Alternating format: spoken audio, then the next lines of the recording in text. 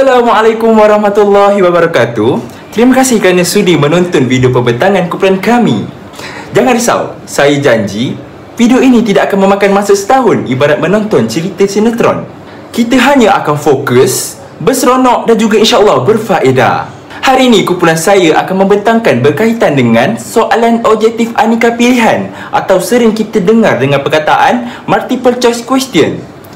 Baiklah, kita masuk kepada pengenalan. Apakah itu soalan objektif aneka pilihan ataupun MCQ? MCQ merupakan salah satu bentuk pentaksiran yang paling meluas digunakan dalam sistem pendidikan, sama ada di peringkat bilik darjah maupun pentaksiran sumatif. MCQ juga merujuk kepada soalan yang menyediakan satu rangsangan dan beberapa pilihan jawapan, di mana hanya satu jawapan yang paling tepat.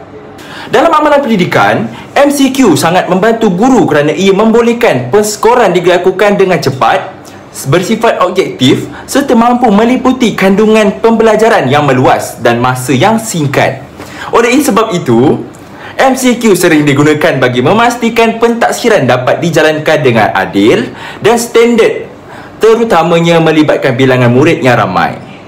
Walau bagaimanapun, MCQ sering dikritik kerana dikatakan kurang sesuai dalam menilai kemahiran aras yang tinggi. Namun, hakikatnya, kelemahan ini bukan berpunca dari format MCQ itu sendiri, tetapi daripada item yang dibina tanpa teknik pedagogi yang betul.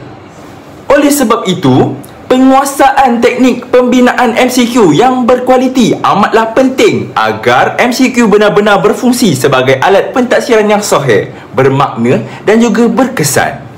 Seterusnya, kita akan masuk subtopik yang seterusnya. Bismillahirrahmanirrahim. Seterusnya saya akan sambung kepada struktur asas dan konsep pembinaan item MCQ, di mana 5 elemen utama yang kita perlu perhatikan di dalamnya. Yang pertama adalah stimulus, rangsangan. Yang kedua adalah stem, pokok soalan. Yang ketiga, pilihan jawapan, option. Yang keempat, kata kunci, key points. Dan yang kelima adalah struktur pengganggu. Stimulus rangsangan ini membawa maksud kepada soalan yang berteraskan aras tinggi, HOTS, dan ia memerlukan pelajar untuk menganalisis maklumat. Dan stem, pokok soalan, haruslah jelas, ringkas dan selalunya ditulis dalam nada yang positif. Ketiga, pilihan jawapan, option, haruslah seragam, logik dan sesuai dari segi bahasa dengan stem. Yang ini pokok soalan.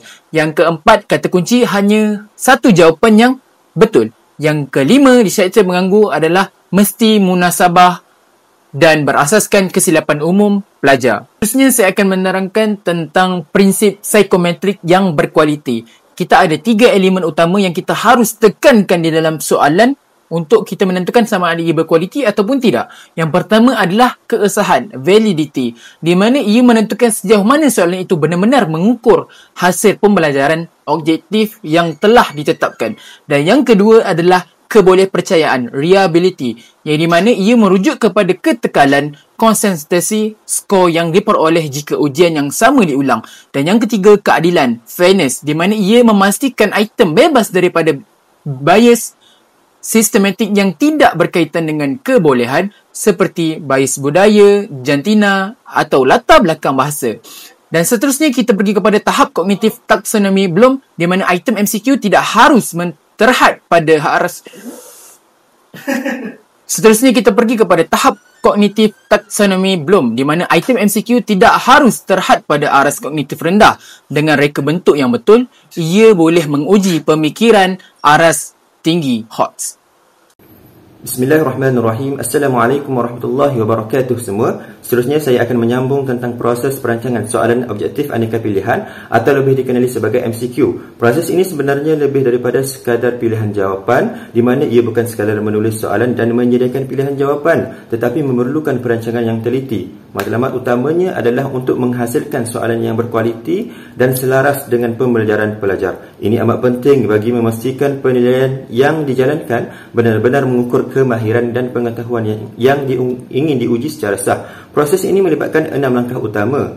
Yang pertama ialah analisis hasil pembelajaran. Bermakna kita perlu rujuk hasil pembelajaran subjek untuk menentukan apa yang pelajar perlu tahu dan memastikan soalan selari dengan objektif kurikulum. Yang kedua ialah menentukan aras kognitif.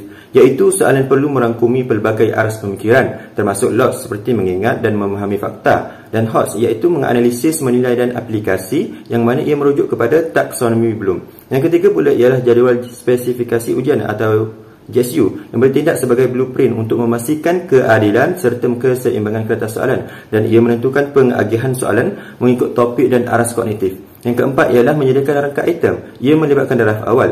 Ini terdiri daripada stem, jawapan betul dan idea awal untuk pilihan jawapan. Yang kelima pula ialah penulisan soalan penuh. Ayat ini mestilah jelas, ringkas dan tidak mengelirukan. Elakkan distraktor yang lemah seperti semua di atas atau tiada satu pun yang boleh mengurangkan kualiti item. Dan yang terakhir ialah semakan dan penilaian kualiti. Ini termasuk semakan rangka sejawat dan ujian rintis. Ujian rintis membantu melihat keberkesanan distraktor, memastikan hanya soalan yang terbukti berkualiti akan disimpan. Sebagai kesimpulannya, perancangan MCQ yang holistik adalah kunci untuk menghasilkan penilaian yang tepat, adil dan benar-benar menggambarkan penguasaan pelajar. Setakat itu daripada saya. Sekian, terima kasih. Assalamualaikum warahmatullahi wabarakatuh. Seterusnya kita pergi kepada teknik penulisan STEM atau pokok soalan yang berkesan. Jadi dalam konteks pentaksiran, STEM merupakan pernyataan utama yang menyampaikan isu, situasi atau masalah yang perlu difahami oleh seseorang calon sebelum pada membuat pemilihan jawapan. Jadi dari sudut kualiti item, STEM yang baik perlu menepati beberapa ciri penting. Jadi yang pertamanya ialah ia mesti mempunyai kejelasan linguistik, iaitu menggunakan struktur ayat yang ringkas dan tepat supaya maksud soalan dapat difahami tanpa sebarang kekaburan. Kedua, STEM perlu spesifik kepada menumpukan kepada satu konstruk atau hasil pembelajaran yang ingin diuji. Yang ini bagi mengelakkan pencampuran beberapa konsep dalam satu item tu.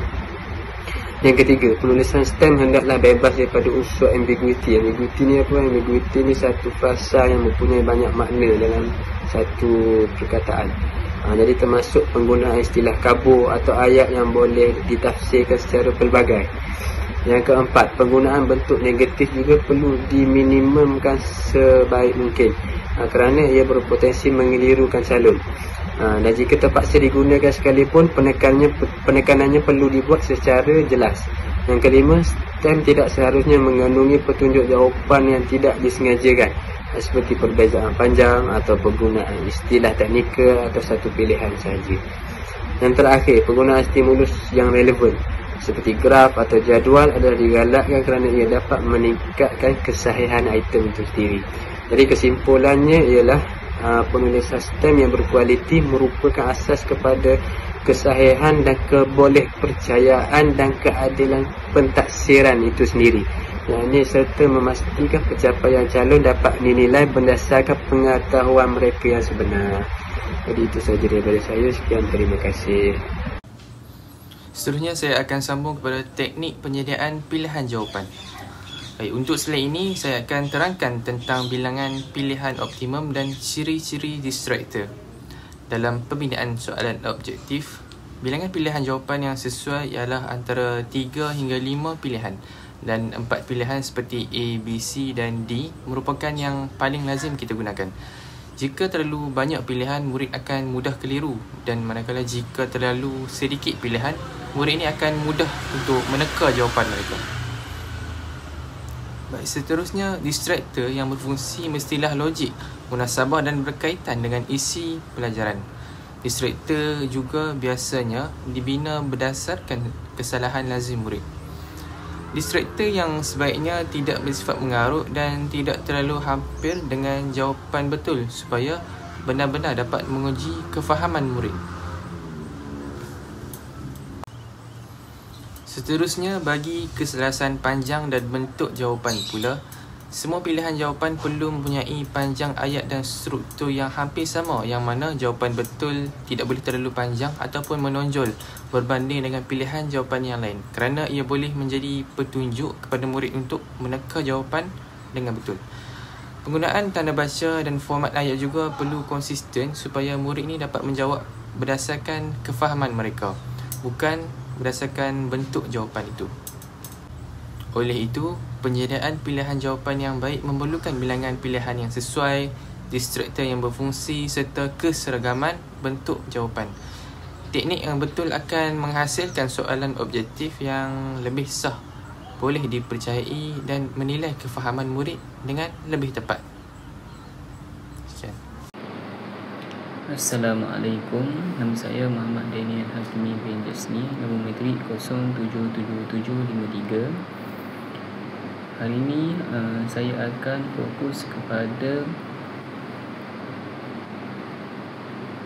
pembinaan item mengikut tahap kognitif Bloom. Terdapat dua perkara berkenaan subtopik ini, iaitu yang pertama kepentingan taksonomi Bloom dan yang kedua klasifikasi tiga aras kognitif. Kita pergi pada yang pertama, iaitu pembinaan item mengikut taksonomi Bloom, iaitu kerangka dan aras kognitif. Taksonomi Bloom ni menyediakan hierarki kognitif, memastikan pentaksiran kita ni tidak hanya menilai pengingatan fakta semata-mata. Tiga aras, iaitu aras rendah, sederhana dan tinggi, yang mana aras rendah ialah mengingat dan memahami, iaitu menghasilkan penilaian yang biasa. Aras sederhana pula iaitu mengaplikasi dan menganalisis, iaitu menguji keupayaan menggunakan formula atau prosedur dalam situasi baharu yang spesifik. Aras tinggi iaitu menilai dan mencipta, merangkumi menilai dan mencipta adalah kemuncak. Item HOTS menuntut pelajar berfikir secara kritis, memecahkan maklumat dan membuat justifikasi. Yang kedua iaitu strategi pembinaan item HOTS. Untuk membina item MCQ yang benar-benar mengukur HOTS, kita perlu menggunakan strategi yang berbeza. Yang pertama iaitu fokuskan proses kognitif yang kompleks. STEM ataupun bentuk soalan mesti jelas, menuntut proses seperti menganalisis, mengenal pasti hubungan atau menilai, membuat pertimbangan yang tepat berdasarkan bukti. Kita mesti elakkan hanya menguji hafalan, iaitu mengingati. Yang kedua iaitu menggunakan stimulus autentik. Item HOTS iaitu higher order thinking skill hampir sentiasa memerlukan bahan rangsangan seperti kes kajian, data yang sebenar atau senario klinikal yang kompleks. Ini memaksa pelajar mengintegrasikan maklumat dan melakukan penakulan. Dan yang terakhir sekali iaitu kualiti. Kita perlu sedar bahawa cabaran kualiti, walaupun kerangka Bloom ni itu wibawa, terdapat isu konsistensi pengelasan, iaitu subjektiviti di kalangan pembina item dan keperluan untuk memastikan kesesuaian aras kognitif. Item yang baik memerlukan analisis kualiti yang ketat. Kesimpulannya, pembinaan item MCQ yang berkesan mesti disesuaikan secara sengaja dengan taksonomi Bloom dengan meningkatkan item berasaskan kes untuk memupuk pemikiran kritis. Sekian, terima kasih. Kemudian saya akan sambung bahagian yang seterusnya, iaitu semakan pengujian dan analisis item. Kita pergi kepada semakan rakan penilai ataupun pakar. Ini merupakan langkah awal dalam bahagian semakan pengujian dan analisis item, bertujuan untuk menilai kesahihan dan kebolehpercayaan item. Yang kedua, bertujuan adalah untuk memastikan kepatuhan ketat kepada jadual spesifikasi ujian. Yang ketiga adalah menepati aras kognitif yang dikhususkan. Dan yang keempat adalah menyemak kelemahan teknikal seperti kekaburan bahasa dan petunjuk jawapan. Langkah yang seterusnya iaitu ujian rintis, memastikan item itu jelas, komprehensif dan bebas daripada ralat. Ujian rintis juga mengesan isu sebenar yang tidak dapat dilihat dalam semakan teori. Yang ketiga, ujian rintis juga mendapatkan data awal untuk analisis statistik. Seterusnya kita pergi kepada bahagian yang penting, iaitu analisis statistik item. Ianya merangkumi 3 indikator utama, di mana indeks kesukaran P ini adalah bertujuan untuk mengukur peratusan pelajar yang menjawab item dengan betul. iaitu sebanyak 0.30% hingga 0.70% dikategorikan sebagai sederhana.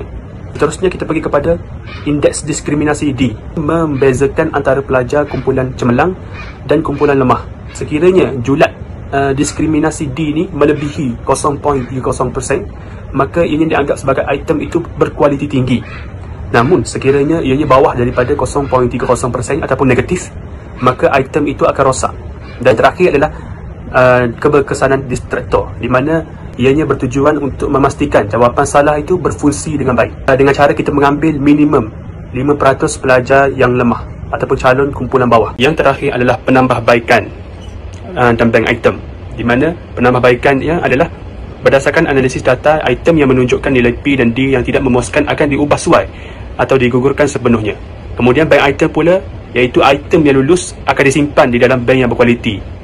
Jadi ianya mampu menjamin kesetaraan ujian dan keadilan pentaksiran. Okey, saya ringkaskan di dalam slide 4 bahagian berdasarkan daripada awal perbentangan kami berkaitan dengan tajuk teknik penyediaan soalan objektif aneka pilihan. Jadi kesimpulannya dekat sini, pembinaan soalan MCQ perlu dilakukan secara sistematik supaya sejajar dengan objektif pembelajaran dan mampu mengukur tahap penguasaan murid secara tepat.